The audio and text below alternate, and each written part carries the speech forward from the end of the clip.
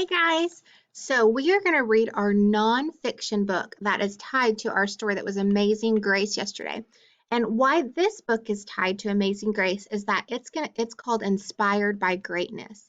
And so if you remember in Amazing Grace, Grace got to see the ballerina and how she became a ballerina, and the grandma told her that you can be anything that you want to as long as you try.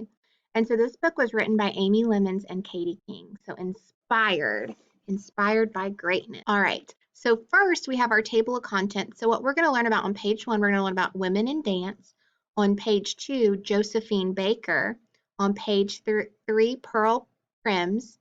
On page 4, Virginia Johnson. On page 5, Katherine Dunham. On page 6, Janet Collins. On page 7, Misty Copeland. On page 8, Michaela DePrince.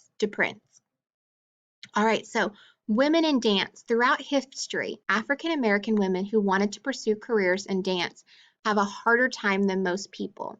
They have faced unfair policies, segregation, and hateful words by many people. Despite all the struggle, the women in this book have had a tremendous impact on American dance. On each page, there's a link that will take you to a short clip of each woman dancing. Pay attention to how the dance has changed over the years. The art of dance is what it is today because these women persevered. All right, so our first one is Josephine Baker. And Josephine Baker was born in St. Louis, Missouri in 1906. Life was incredibly difficult for African Americans at this time. Her mother and father did odd jobs to make ends meet, but they were also performers. Josephine caught the desire to be on stage at a very young age. She would dance on the corners of the street just for spare change. America was not ready for the talent of Josephine Baker, so eventually she moved to France, where she became a worldwide star. She was the first African American woman to star in a movie in 1934. She is also known for becoming influential in politics in France. Josephine Baker is one of a kind. Okay, and so after each page, we're going to stop so you can see the little clip of them dancing. Right, guys, this is a very old video from the 20s, so the quality is not that great, but we can see what type of dancing Josephine Baker did.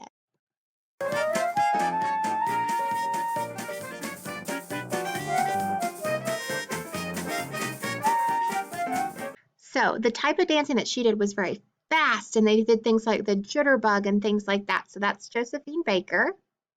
And remember, these are actual videos from France because she danced over in France. All right, and next we're going to talk about Pearl Primus. And Pearl Primus studied biology at Hunter College of New York City in 1940. So it's very impressive that she actually went to college at that time. While she was a student, she also joined a dance troupe called the New Dance Group. Primus became fascinated with studying African dance. She wanted to educate people on the beauty of the culture and art surrounding African dance, hoping to clear up misconceptions about Africa. Primus never stopped studying and learning about history and dance. She even earned a PhD in 1978 at NYU. Through her careful observations and choreography, that means dance move, Pearl Primus has forever impacted dance in the United States. So let's see how her dance differs than Josephine Baker. All right, let's see.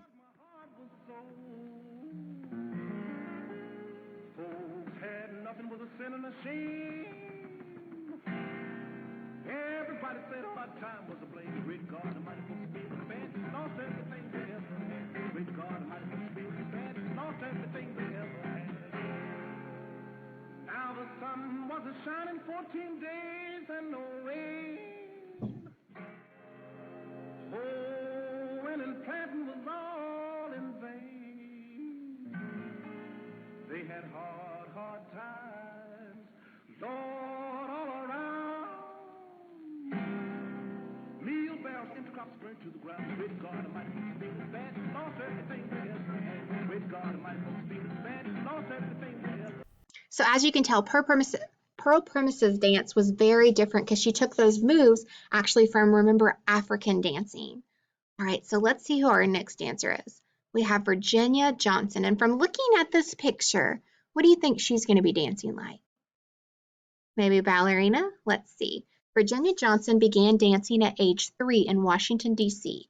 She is a founding member of the Dance Theater of Harlem and a prima ballerina, so she is a ballerina.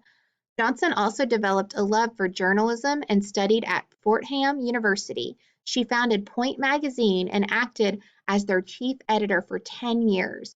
She serves as an artistic director for the Dance Theater of Harlem this very day. 3 of her most popular dancers include A Streetcar Named Desire, Creole Giselle, and Fall River Legend. Johnson is best known for delivering dramatic, emotional performances. So let's see how her dancing differs than the other two. All right, here we go.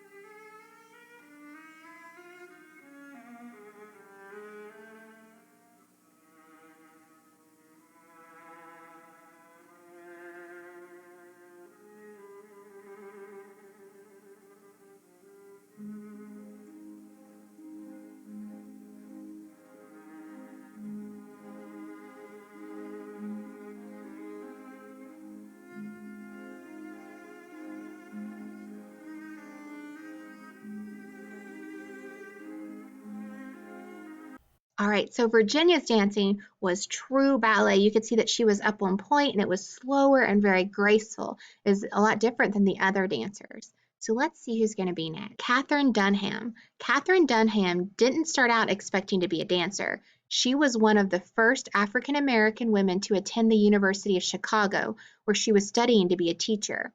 After graduating, she received a grant to study dance in the Caribbean, where she stayed for 2 years. Upon her return to the United States, Dunham made huge impacts in American dance by adding folk and ethnic choreography. Dunham opened many dance schools, designed several popular performances, and even started her own company. She was also an actress, a writer, and an honorary recipient of an arts degree from Harvard. In 2000, she was named America's Most Irreplaceable Dance Treasure. All right, so let's see Katherine Dunham's dancing. Now remember, she went and studied dance in the Caribbean, so these dance moves might be a little bit different than what we have seen so far.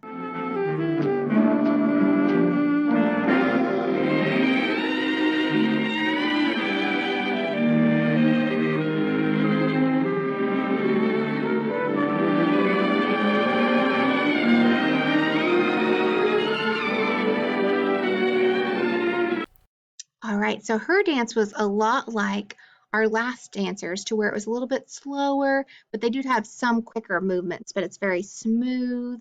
And this was actually one of the movies that she was in with her dancing. All right, so Janet Collins. Janet Collins is considered a pioneer of dance because she was one of the only few Black women who was classically trained in ballet. Janet Collins and Katherine Dunham crossed paths in the dance world as they performed around the same time. Janet Collins was a member of the Dunham Company before her own career took off. Collins won awards for her performances on Broadway and toured the country dancing. Despite her many successes, there were still parts of the country that she could not tour because of racial policies. Although this was extremely unfair to her, Collins was able to pave the way for many Black female dancers to come after her. So some people wouldn't even let her perform just because she was Black in the place that she was at. So luckily, a lot of those things have changed. All right, so let's see what Janet Collins danced like. Admiral presents Miss Janet Collins in After the Mardi Gras.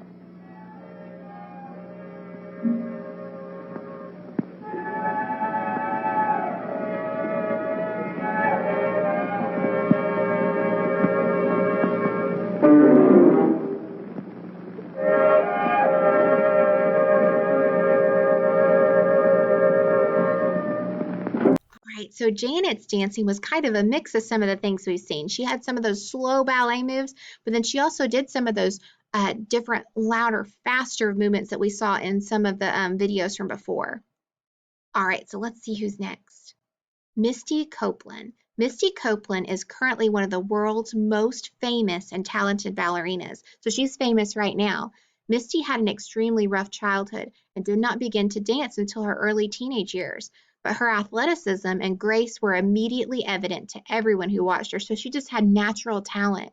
In fact, she was dancing on point within a couple months of starting classes. Usually it takes people years to dance up on point on their toes. In 2015, Misty became the first ever African American woman to be promoted to principal dancer. She is also a writer, a sponsored athlete, an inspiration to young people everywhere. Copeland states that her success is possible because of other women of color who came before her and fought to find their place in the dance world. So let's see what Misty Copeland is like dancing. All right, here we go. The best of Misty Copeland.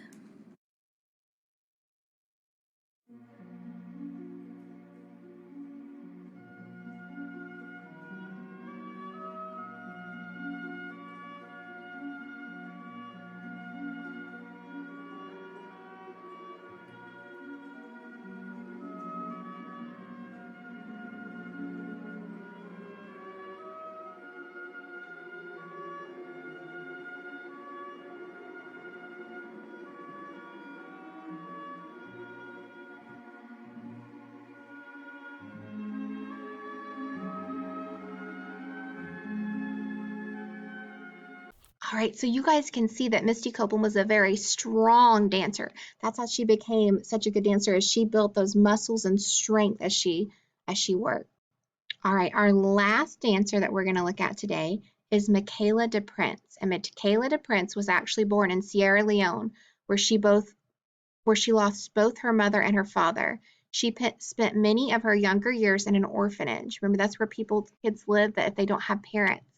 Michaela has a condition that causes patches of her skin to lose color. In Sierra Leone, this was considered a curse. This caused people to be very cruel to her. Despite all of the abuse, Michaela developed a dream to be a dancer. De Prince was adopted by an American family and moved to the United States. Her family could tell how talented she was and immediately enrolled her in dance classes.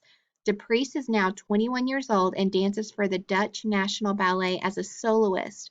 De Prince is a published author too. So people were not kind to her because of patches that she had on her skin that we're going to see, but she actually made it from an orphanage all the way to become a prima ballerina. During the Civil War. After I lost my parents, I was brought to an orphanage. During that time, I was about 4 years old. I found a magazine with an image of a ballerina on it.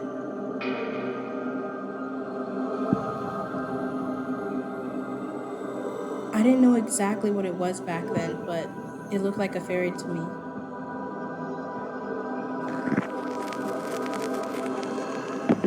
When I was younger, it was really hard for me to express myself with language, so I expressed myself while I was dancing.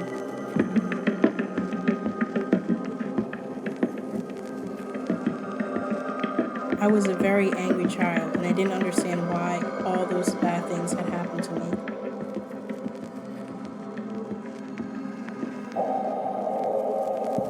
You can see how beautifully Michaela can dance. And remember, she came from somewhere where she didn't have parents, and then she never thought she could dance, and she actually was adopted. But she believed and worked really hard and actually became a ballerina. So this kind of goes back to Amazing Grace. Remember Amazing Grace's grandma said, you can be anything that you want to be. So Michaela worked really, really hard, and she made it in ballet, even though she had been from a different country, had been stuck in an orphanage where she lost both her parents and didn't get to start dancing until she was older, and she still made it. So that's one of those things that we're going to learn. So what you're going to do now is you're going to connect to Seesaw, and I want you to think about these dancers. Which dance would you like to try to do? And if you don't want to dance, maybe you can show me your own dance. So what you're going to do is you're going to do something really fun with this one.